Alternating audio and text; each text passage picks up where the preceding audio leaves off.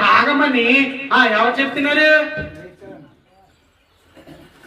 అంతకుముందు సినిమాలు లేవండి.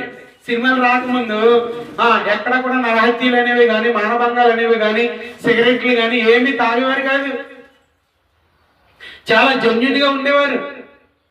ఎప్పుడైతే సినిమాల్లో ఇదిగో ఈ విధంగా చేయాలి, సినిమాలో చంపుతున్నాడు కాబట్టి లోకంలో చంపేస్తున్నాడు, సినిమాలో డ్రగ్స్ ఏ విధంగా తాగాలో ఆడి చూపిస్తున్నాడు కాబట్టి లోకంలో కూడా డ్రగ్స్ ఏ విధంగా తాగాలో చెప్తున్నాడు, సినిమాల్లో సిగరెట్ పొగ ఏ విధంగా ఊదాలో హీరో ఊదుతున్నాడు కాబట్టి లోకంలో కూడా మనుషులు సిగరెట్లు తాగి పొగను ఊదుతున్నారు. అదొక ఫ్యాషన్ అయిపోయింది. దొంగతనాలు అంటండి. దొంగతనాలు సినిమాల్లో ఏ విధంగా చేయాలో చూపించట్లేదా?